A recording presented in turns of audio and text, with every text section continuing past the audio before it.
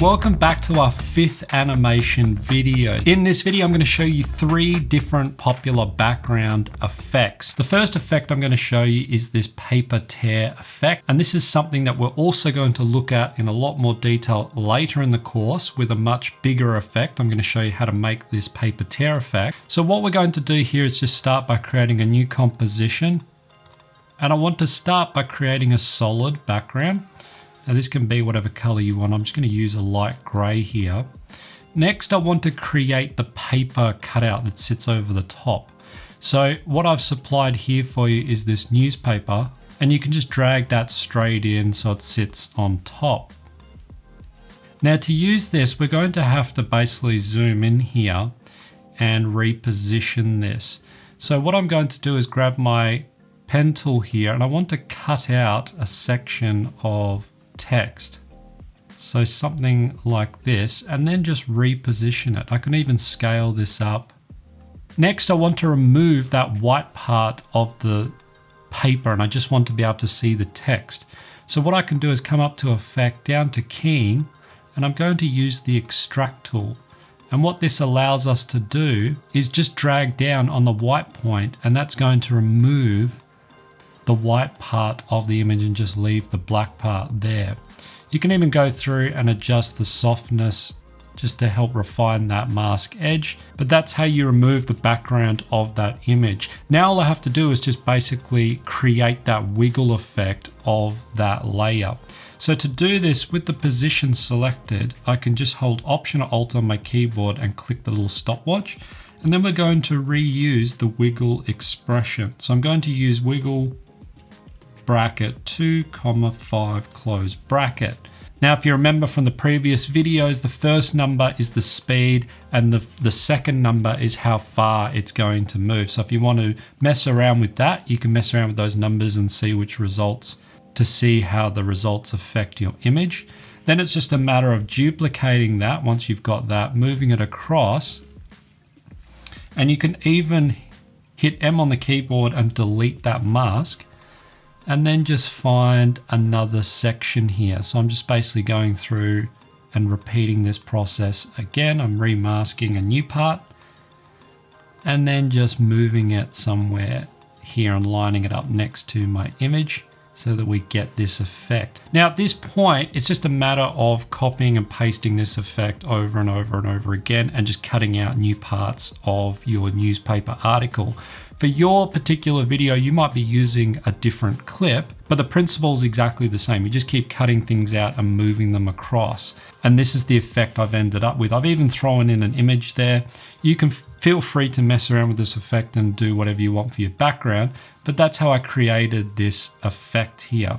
All right, so the next part is I want to overlay the parts that I'm going to have over the top. So I'm going to have a logo, and I'm also going to have some blue bars. So next I can just right click and create some text. This can be your logo. You could drag and drop a logo in here. I'm just using some text.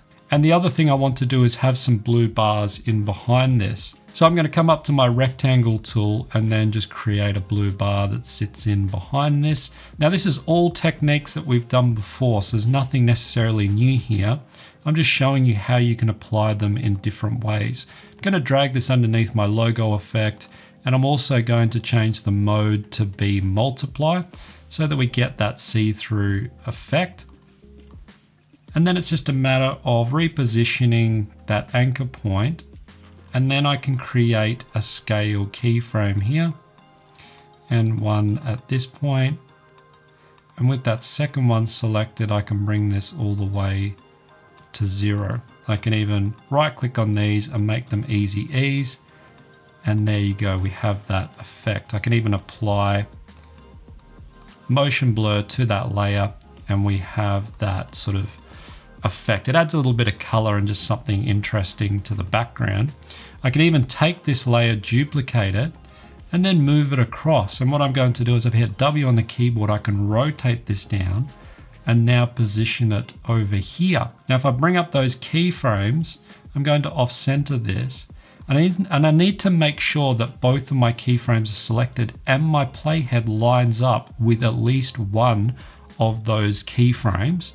Then I can make adjustments which will affect all of those keyframes. So if I don't do that with it lined up, if I make an adjustment, it'll create a new keyframe. So it's really important that you have all of them highlighted and your playhead is lined up with that keyframe. That is a really good tip because that is something you're going to have to deal with a lot inside of After Effects, and that's an easy way of affecting a lot of keyframes at once. Then it's just a matter of duplicating that. I off-center this and just drag it down. If I hit U, I can bring up those keyframes.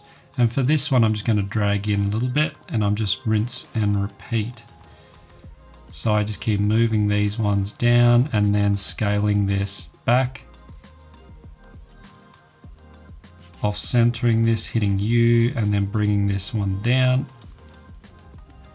until I end up with something kind of interesting like that. So adding colorful shapes like this is a great motion graphics technique to really draw the viewer in. It just makes it a bit more interesting. So now we've got our template laid out of the content.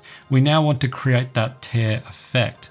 So to do this, what I need to do is first take all of those layers. I'm just going to right click and then go pre-compose.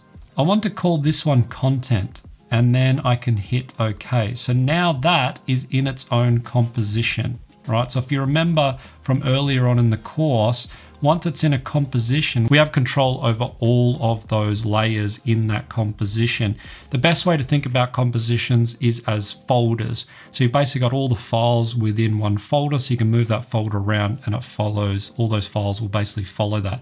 If I double click it, I can now edit anything within that composition. I'm going to right click and then create a new solid.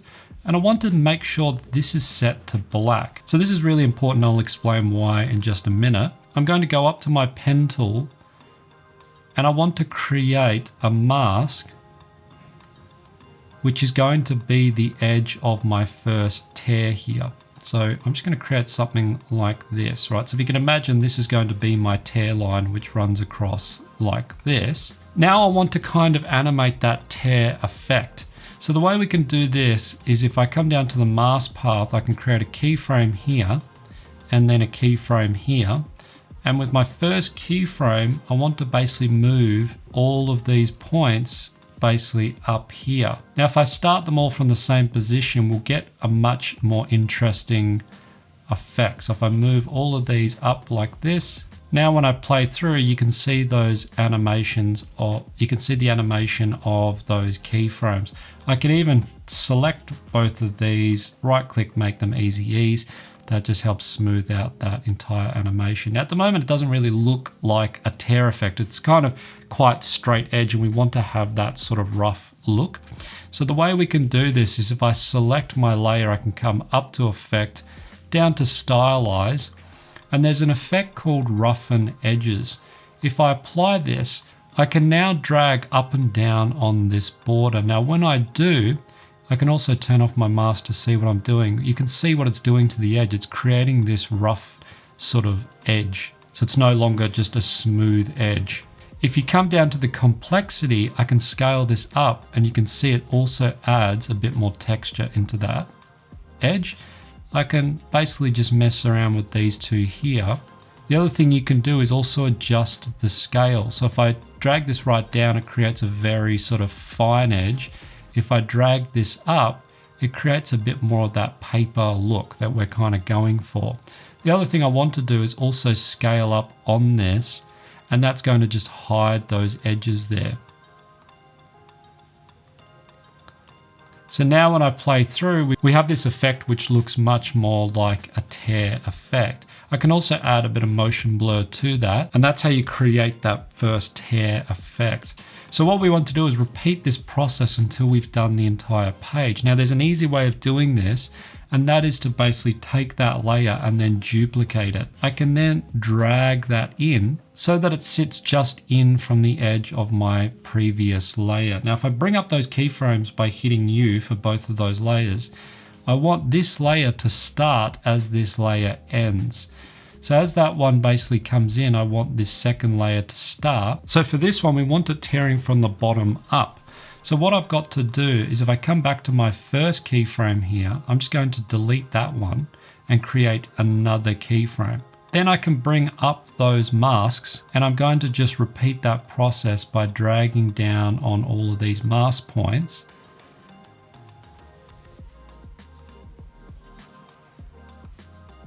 So that it starts just off screen here. Now when I come back to that, you can see we get that effect in the opposite direction. Then it's just a matter of taking that first layer, duplicating it, bringing it up, and then just repeating that process. But this time I'm going to bring it across like this. I can even scale this layer up if I want more, and I can even angle it down on an angle and then scale it up like this to get something a little bit more interesting here. So as this comes up, it's kind of coming down on an angle. I can take this middle layer, because we've already created one that's going up in the opposite direction, duplicate this, scale this like this, rotate it on an angle, and then you just keep repeating that process until you've completely covered your screen. So what we need to do is take all of those layers that we just created, not the content composition, just the black layers, right click and pre-compose those. I can call this one map or whatever, just so you know exactly what it is, and then hit OK. Now I want to take that content layer, which is underneath. I want to go to the toggle modes here, and I want to change this to be alpha matte of that map layer. Now, as soon as we do that, it then hides that layer and it creates that reveal that we were going for. So as the paper tear is now happening, it's revealing that layer. You can even do this the opposite by hitting invert, and that's going to remove that layer. So if you had one layer underneath and you wanted to have it remove and then have another layer come on, that's how you would do that. And you can reuse that map as many times as you like. One last thing that I did to this composition just to really kind of sell this effect, I right click, create a new adjustment layer. I come up to effect, down to time, and apply the posterized time. Now I can drag this down to about 12. And now when I play through, we get that effect that just looks a lot better, and it just makes the whole thing a lot more seamless. In this next animation, I'm going to show you how to create this dots background. Now, just a warning before you start this one can be very taxing on your system because we're going to be using a lot of expression. So After Effects doesn't really like using a lot of expressions layered on top of each other. So this can be quite taxing. So I recommend, if you're going to do this one, maybe use the quarter resolution, and that'll help with playback for this particular effect. So I'm going to start by creating a new composition here. I'm going to right click and create a new solid. I'm using this blue color here if you want to match exactly what I'm doing. Otherwise, you can use your own color. It doesn't matter. So what I want to do here is start by creating my first little dot. So I want to come up here and use the ellipse tool, and I'm just going to set this to be black. And I can just draw out a little dot here. I'm just holding shift, and that just creates a little dot like that. I can just rename this one to dot 1. Now, before we move on to duplicating this, because you're going to have to duplicate this and move it around on the screen, we want to create a map because we're going to use quite a complex expression in order to generate this effect. So the first thing I want to do is create the map that sits over the top. I'm going to right click, create a new solid here, and I want to set this to be black. Drag this underneath my dot here. I want to come up to effect, down to noise and grain, and apply the fractal noise. Now I'm going to drag down slightly on the contrast and then adjust the scale. Now you can mess around with this later, but I'm just kind of moving through so you can see exactly what I did for my original composition. And then I want to create a keyframe for the evolution. And at the end of my composition, I just want to drag this up. So something like this.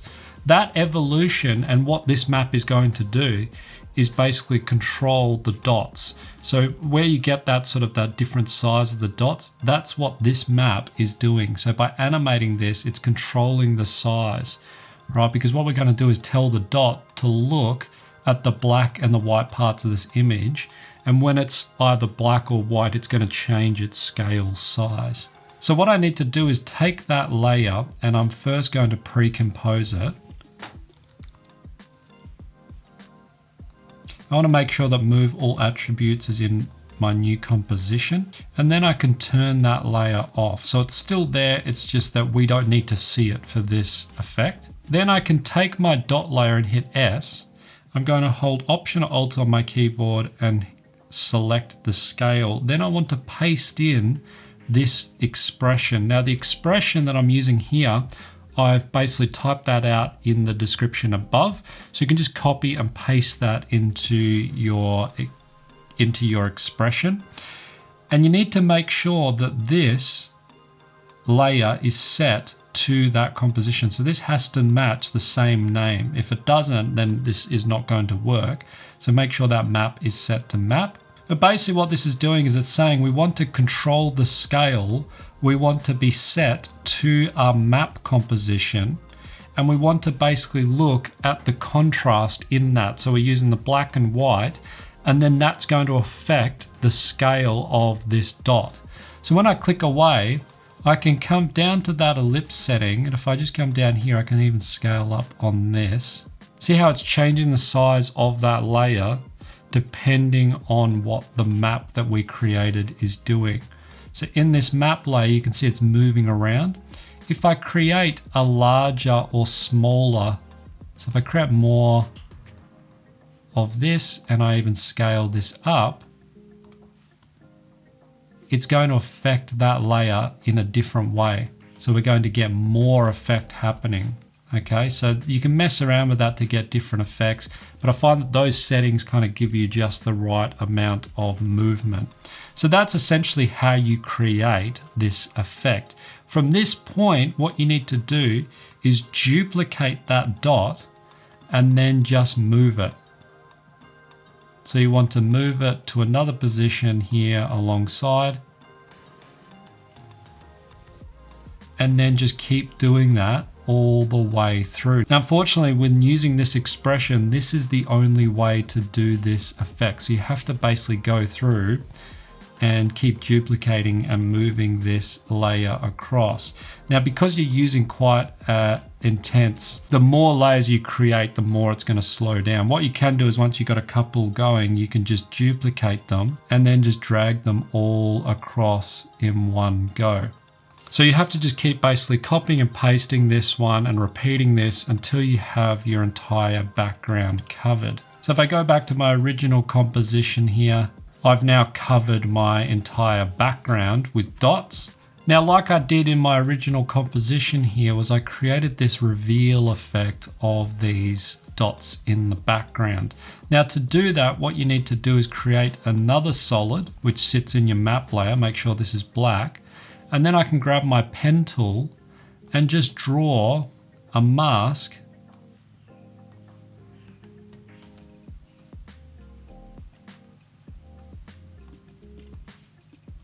that's something that looks like something like this. You can just readjust this out on the edge here. And what I did to this mask was I came down to my mask settings and I created an expansion keyframe here. So I dragged this all the way down like this, and then I dragged this all the way up until it had filled my screen. Also added a little bit of feather here just to help soften those edges. And then I just hit invert on that layer and that created that animation. If I go back to my dots layer, see how as the animation is now fading on, it's revealing those dot layers. So as the black is fading on, controlling the size of those dots. So that's how I created that effect of the dots basically being animated on. The last thing I did here was just create a shape layer, which was just a ellipse. I just drew out a circle and then I just created a scale keyframe for that. So it scales up and sits over the middle of my animation. And then I've just got some text which sits over the top like this, which is just colored to be the same as my background. So it's pretty straightforward. Now this is quite a taxing and complex tutorial, but it's also good to kind of get your head around using expressions in a more complex way. I have supplied this file for you to download if you wanted to use this for your own project, so you don't have to make this entire thing, but it's still good to understand how this works. In this last animation, I'm going to show you how to create this abstract background animation. Okay, so the first thing I want to do is right click, create a new composition. I'm going to right click and create a new solid, and I want to set this to be a light gray here, something like this. Then I've supplied for you this image, which you can drag and drop straight over the top. And with this image, what I want to do is set the blending mode on this one to be overlay. So with that layer selected, I come up to effect, down to distort, and I'm going to use the wave warp. And then I can drag this up here. So this little thing here is the height of those wave lines. And then I can drag this up. I'm holding shift. I probably want to drag this right up here because I want it to be quite large. And by default, it automatically plays through the animation. I can even change this speed. If I set it to 0.5, it'll change that speed of that animation. So maybe half a second here is a good speed for this animation. But again, you can go through the height and the width there, just mess around with that. But it just kind of adds a nice little animation to our background. Now for this tutorial, I want to show you something new, which is using a repeater. So in the previous one, we looked at using a expression to create basically an effect, but we had to keep duplicating those layers. When it comes to shapes, we can use something called a repeater. So what I'm going to do is grab my pen tool here. I don't want to fill on these, and I want to make sure the stroke is set to white. And maybe drag down on this. I don't want something so big. Then I can just create basically a triangular shape here, something like this. And then I can come down to those settings and I can adjust anything that I need to. So I'm going to drag up on my stroke width, on the stroke width. Now, because I already have this layer, I can create a repeater. So if I click this little button here, I can select repeater. Now what the repeater does is basically duplicate that shape as many times as I want. So I can create as many copies as I like, and I can also off-center them if I don't want them to start in that position. Another thing I can do is under the transform properties is I can basically set the width or the spacing in between. I can even off-center these. So that's something that's really handy to know. The best thing about repeaters is that when I come in here and adjust one setting, it's automatically adjusting the setting for all of those shape layers. So it's a really fast way, and it's something that you'll use a lot inside of motion graphics. Another cool thing you can do with repeaters is I can also add a second repeater. Now with the second repeater, if I come down here to the transform properties, I can off-center these, and if I set this one just to be 2, I can then off-center these and then drag them underneath. So now we've got a shape which has been duplicated across and also duplicated down. Again, any adjustments I make to this layer will automatically be duplicated across all of those shape layers. So it's really handy to use this effect. Another thing I can do is also create a wiggle expression.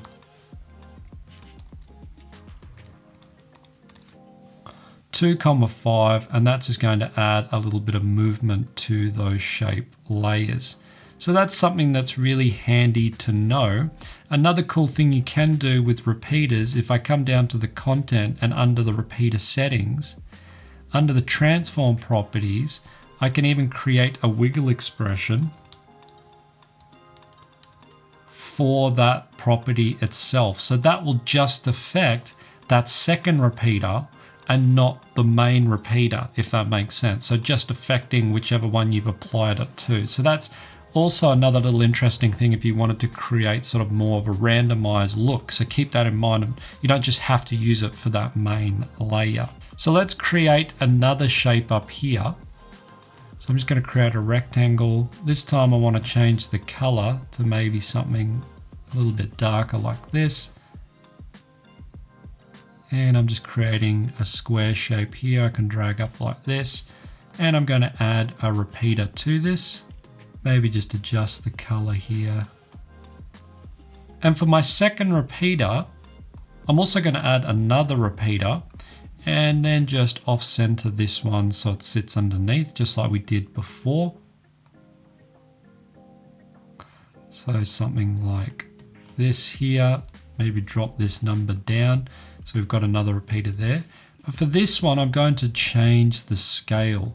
So if I drag the scale down, now we have shapes which are slightly smaller in size. So this is another interesting effect you can do. You can mess around with that to get different looks that you're after.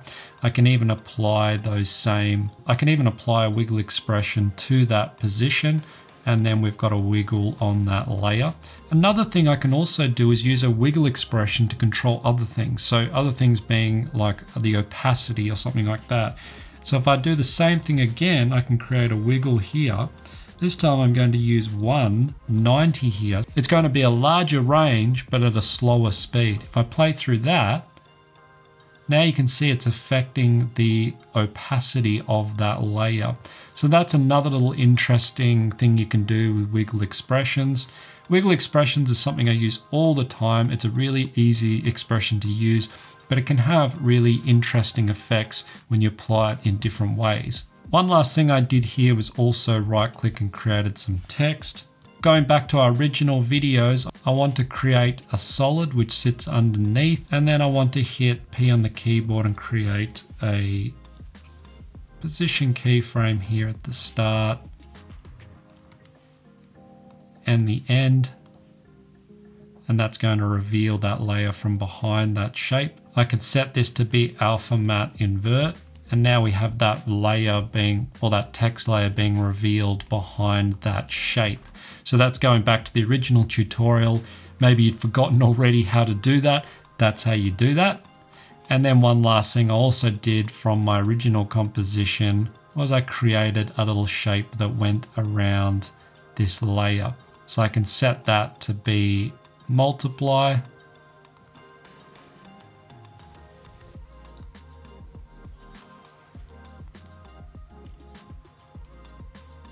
Reposition that anchor point, and then I can create a scale keyframe here at the end and at the start. Drag this back down to 0, and there you go, we have that animation. I can drag that underneath my text here. One last thing you should always be doing is adding motion blur to everything. That just helps soften out all your animations and just makes it look a lot better. So that's it for this video. I know it was quite a long video, but there was quite a few things that we covered. In the next module, we're going to look at 3D cameras, and I'm going to show you some things about 2D graphics. If you have any questions on this particular video or any of the other videos in this course, then don't hesitate to let me know.